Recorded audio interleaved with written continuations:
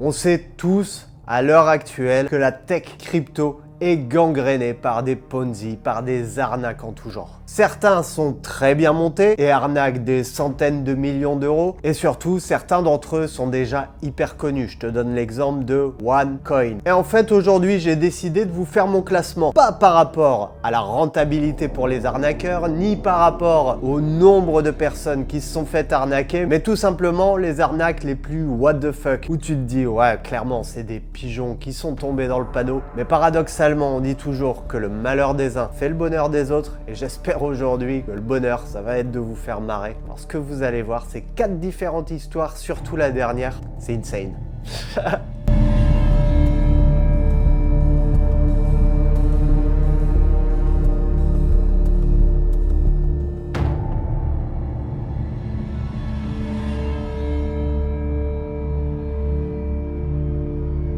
Salut l'équipe, j'espère que vous allez bien. Ici c'est Stash avec une apostrophe à la fin. Bienvenue sur la chaîne YouTube du même nom qui te permet de découvrir le fondamental des projets crypto le plus précis possible du Web 2. À part ces études fondamentales, je te donne aussi des idées de stratégie d'investissement histoire que tu perdes le moins d'argent possible et que tu en gagnes le maximum sans être des conseillers en investissement. Mais aujourd'hui on va faire quelque chose d'un tout petit peu différent. On va partir sur du storytelling de l'histoire et je suis certain que ça va te faire marrer. Tout d'abord, oublie pas de t'abonner, d'activer les notifications, de lâcher un petit pouce bleu, ça fait toujours plaisir. Merci pour tout les gars. Commençons par une des arnaques les plus marrantes de ces dernières années. L'idée est simple.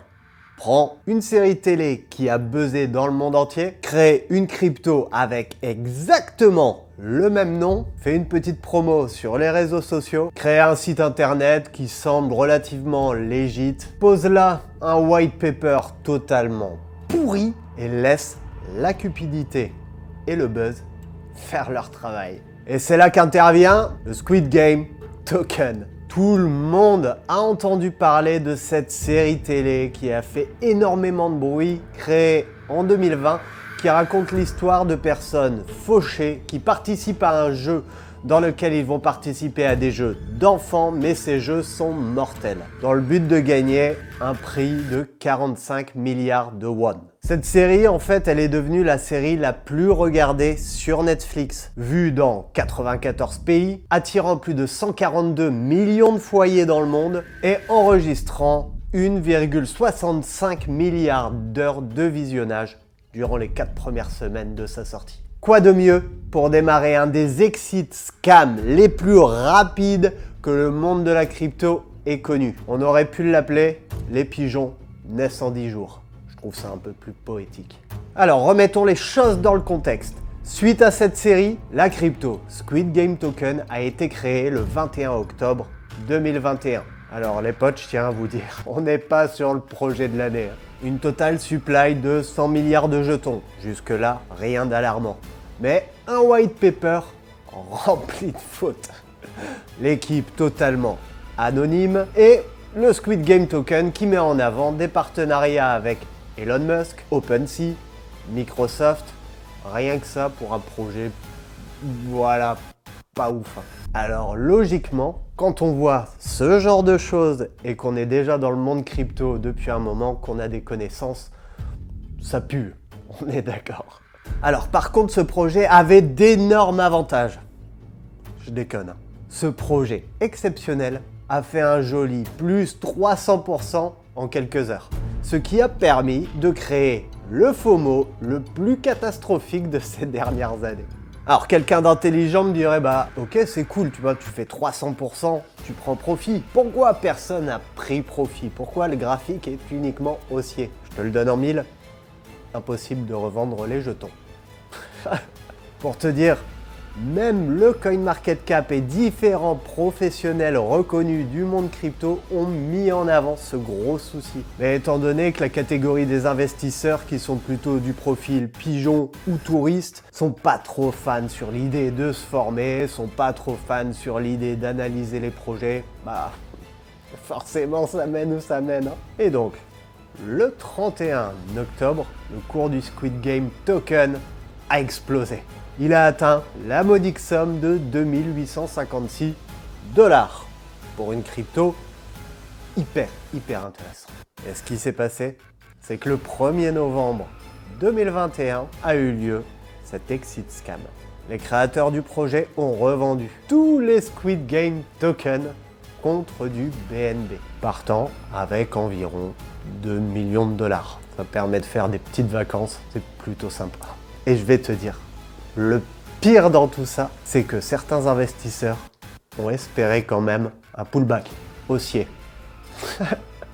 Donc une fois que les créateurs du projet se sont barrés avec la caisse, il y a quand même des investisseurs qui ont réinvesti dans le projet, un petit peu comme le Terra Luna à l'époque aussi. C'est-à-dire que t'es déjà con de base, tu perds déjà de l'argent, et en plus tu te dis bon, allez, j'y retourne. Maintenant, deuxième petite histoire. Et celle-ci me concerne un tout petit peu, tout simplement parce que j'ai assisté à une présentation du projet. Et cette deuxième histoire reflète totalement les 3 traits les plus idiots qu'on trouve sur le marché crypto. La cupidité, la fainéantise et l'arrogance. Alors, j'ai une petite question pour toi. Cite-moi une manière de faire de l'argent sans connaissance, sans rien faire et avec une promesse de gain garantie. Je suis. Client chez Omega Pro. Omega Pro, enregistré à Saint-Vincent-les-Grenadines, un paradis fiscal au passage, est lancé en 2018, est une société de marketing de réseau, MLM, qui promettait un rendement de 300% sur ton investissement sur une durée de 16 mois. Alors les potes, il faut savoir que j'ai absolument rien contre les MLM qui sont légites. Moi-même, j'ai été client d'une société de marketing de réseau pendant de belles années et cette société, c'est ce qui m'a permis de découvrir le monde crypto, c'est ce qui m'a permis de me former à mes tout débuts et d'en arriver là où je suis à l'heure actuelle. Aujourd'hui, je fais plus partie de cette société, mais il faut savoir qu'elle m'a quand même très bien éduqué. Mais allez les potes, passons sur ça. Revenons sur Omega Pro. En fait, ce qui devrait te mettre la puce à l'oreille sur le fait que ça pue la merde dans ce genre de société, c'est 3 mots. Promesse de gain. Sur les marchés financiers, oui. Si tu entends ces 3 mots dans une présentation de projet sur les marchés financiers, un conseil, fuis, cours, va très loin. Mais bref, me concernant, c'est en 2021. En fait, je faisais encore partie de ma société de marketing de réseau et donc je discutais avec différents investisseurs, qu'ils soient immobiliers ou autres. Et là, un après-midi, je discute avec une dame sur Facebook, rencontrée sur un site qui parlait d'immobilier, et cette dame me propose de venir à un rassemblement au cours duquel je pourrais échanger avec des investisseurs immobiliers. Mon but étant de me diversifier, je me suis dit, allez, on y va. Mais alors, j'arrive. Et en fait, qu'est-ce que je vois à l'entrée? Une jolie affiche avec un petit logo qui me dit quelque chose. Omega Pro. Et à ce moment-là, je me suis dit, putain, je me suis fait enculer. Mais bon, je m'étais relativement bien habillé, j'avais quand même fait un petit peu de route, un peu la flemme de rentrer. Je me suis dit, allez, Stache, on va regarder toutes ces conneries, tout ce qu'ils peuvent dire, etc. Et pourquoi pas prévenir 2-3 de leurs prospects de la dangerosité de cette société. Parce que oui, déjà à l'époque, on se doutait vraiment beaucoup qu'Omega Pro était un Ponzi avéré. Donc je discute avec 2-3 futurs clients de leur société et je commence à leur expliquer que promesse de gain, c'est impossible sur les marchés financiers, que ça faisait déjà plusieurs années que j'étais sur les marchés financiers et donc je savais de quoi je parlais. Mais après, en y réfléchissant, il y avait moi et à côté, il y avait 180 personnes, les gars. J'ai pas pu faire grand chose. Donc au final, on rentre dans la salle et la présentation démarre. Et dans cette présentation, il n'y a rien qui tient debout. J'étais avec mon téléphone et dès qu'il y avait un protagoniste qui montait sur scène, je faisais une petite recherche. À votre avis, à chaque fois, les noms ressortaient dans des affaires d'escroquerie précédentes, dans OneCoin par exemple. Mais là, la personne m'ayant invité étant assise à côté de moi, je pouvais pas faire « Les gars, n'y allez pas !»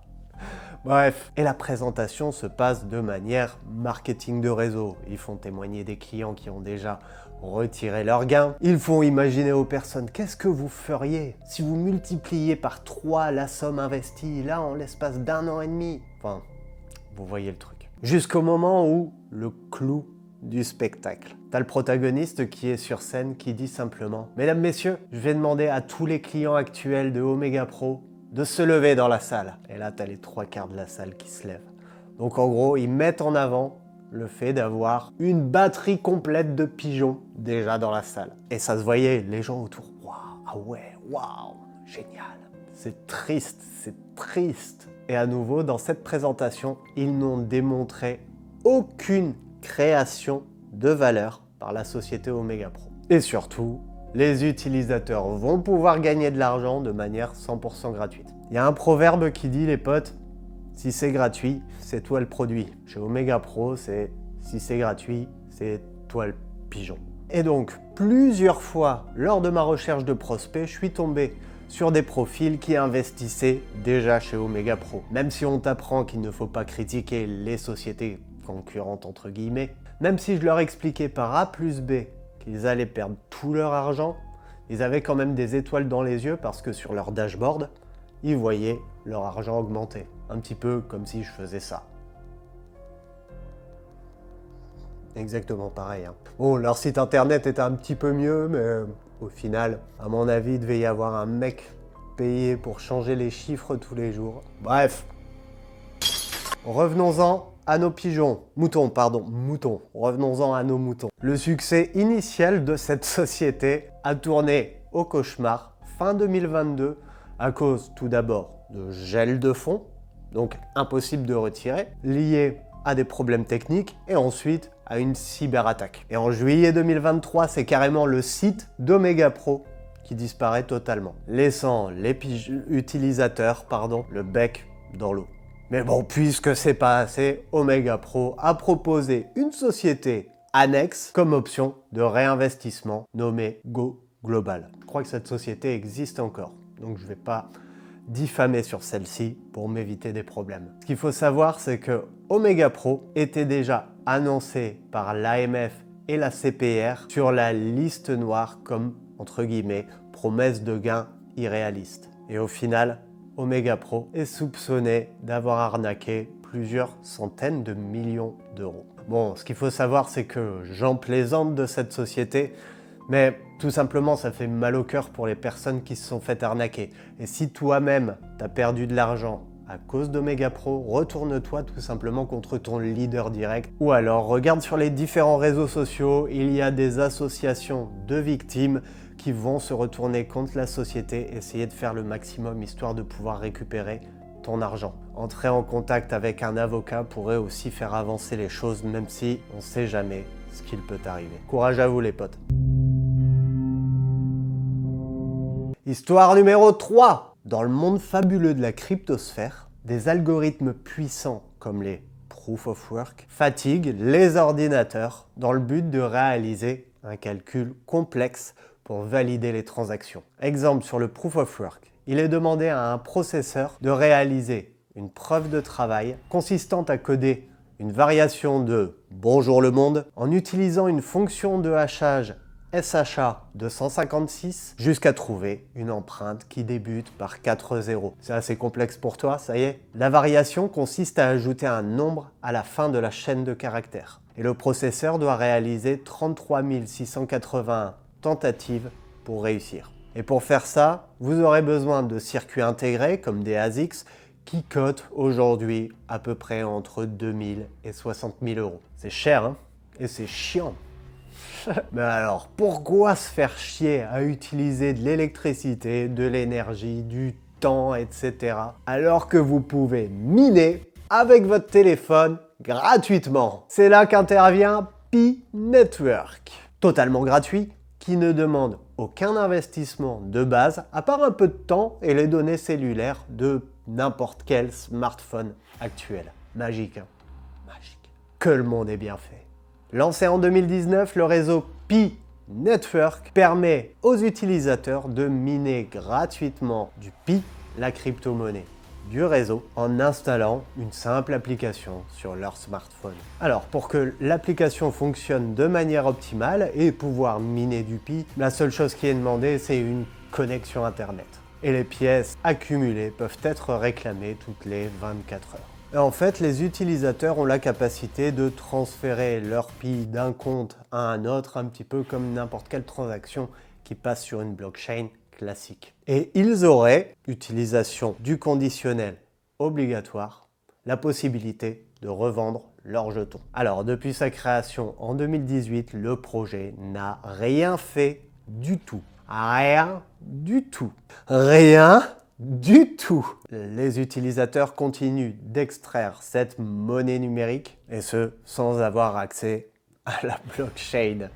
Bien que la blockchain devait être créée en 2022. Mais surtout, la communauté ne peut toujours pas revendre les jetons qu'ils ont minés. Alors, autre chose qui sent pas très bon avec ce projet, aucune roadmap n'a été créée, n'a été faite. Mais par contre, le 1er janvier 2023, le Pi Network, la crypto-monnaie, a fait son apparition sur un exchange centralisé Huobi. Tu dois connaître. Et ça a étonné pas mal de personnes parce que le réseau sur lequel le Pi est censé circuler, il a toujours pas été créé. Alors par contre, si tu jettes un coup d'œil à la plateforme Huobi, tu verras que le Pi se négocie à peu près 40 $. Et pendant que les utilisateurs ont leur téléphone avec énormément de Pi à l'intérieur qu'ils ne peuvent pas échanger contre de l'argent ou d'autres cryptos, eh bien il y a 4 théories principales qui se sont développées quant à la valorisation du token Pi sur Huobi. Premier, les Pi qui sont apparus sur Huobi sont certainement des faux. La deuxième, seuls les fondateurs pourraient être en capacité d'échanger les Pi. T'imagines si c'est ça? Troisième théorie, il se pourrait que les fondateurs aient sécurisé des fonds d'investisseurs et aient disparu avec la caisse, un petit peu comme le SG token. Et quatrième théorie, des investisseurs extérieurs auraient pu influencer artificiellement la valeur du jeton. En fait, les soucis avec ce projet, c'est pas du tout le fait que tu mines avec ton téléphone ou à la base, logiquement, ça te coûte rien. Mais comme on l'a dit tout à l'heure, si c'est gratuit, c'est toi le produit. C'est toi le produit. Mais par contre, la sonnette d'alarme que je souhaite tirer, c'est que pour t'inscrire sur Pi Network, il va te falloir une adresse mail, un numéro de téléphone et forcément une connexion Internet, donc une adresse IP. Et pour te dire, tellement c'est un projet sérieux, ils vont même mettre en place un KYC, Know Your Customer, c'est-à-dire justificatif de domicile, photo de pièces d'identité, bref, des données personnelles. Et c'est là où tu me vois venir. La société NordVPN a publié une étude le 13 juin dernier qui montre que la revente de données personnelles d'un utilisateur peut se valoriser entre 30 centimes et plusieurs milliers d'euros. Donc tu vois, la création de fausses cartes d'identité, la création de fausses cartes vitales, etc., etc., le risque, c'est ça. Mais attention, il y a pire. Imagine un investisseur qui a de l'argent sur un exchange centralisé, du vrai argent, pas du Pi, qui utilise exactement la même adresse mail et le même mot de passe que sur Pi. Si Pi Network revend les données personnelles, imagine ce que pourront faire les différents hackers qui achètent ces données. Le monde est bien fait, Le monde est bien fait. Nous arrivons sur la 4e et dernière histoire, pour moi ma préférée. Nous sommes en 2018.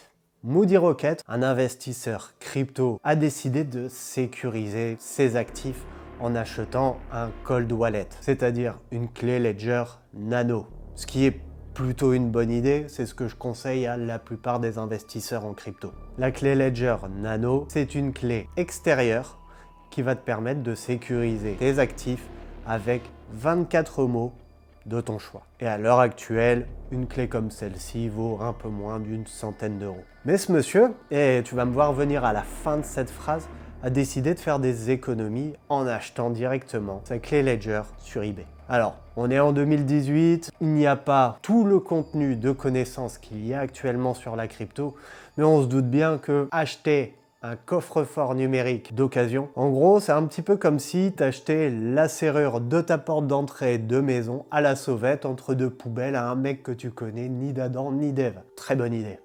Mais par contre, la bonne nouvelle pour Moody Rocket, c'est qu'en plus de lui vendre une vraie clé Ledger Nano, c'est qu'il lui a déjà configuré les mots de passe. Ça, c'est cool. Il lui a pas mis des mots simples, hein, vraiment pas des mots simples, des combinaisons ultra compliquées, les 24 mots enregistrés qui n'ont aucun rapport l'un avec l'autre, un mélange de chiffres, de symboles, de lettres, un gain de temps énorme pour Moody Rocket. Qu'est-ce qu'il est sympa ce vendeur. Un gain de temps énorme pour une sécurité parfaite. Non, non, non. Je vais vous citer ce qu'il a écrit sur son post Reddit. Je n'ai pas utilisé mon Ledger depuis une semaine. Mais aujourd'hui, j'ai décidé de vérifier la valeur de mes XRP, Litecoin et Dash pour découvrir que leur valeur affichée était tombée à zéro et qu'ils avaient été transférés ailleurs hier, tous en même temps, vers 19h30. Je ne comprends pas comment c'est possible puisque je n'ai pas accédé à ma Ledger depuis une semaine. Je ne sais pas quoi faire car la valeur totale dépasse les 25 000 livres sterling. 25 000 livres sterling, les potes. Mes crypto-monnaies ont-elles été volées ou est-ce quelque chose d'autre? Je suis perdu, je me sens vraiment mal physiquement. Quelqu'un pourrait-il m'aider? Alors déjà, je comprends que tu te sentes mal après avoir perdu à peu près 30 000 euros. Je te comprends tout à fait, mon pote. Mais entre nous, faut pas être con, les gars. J'ai pas les mots.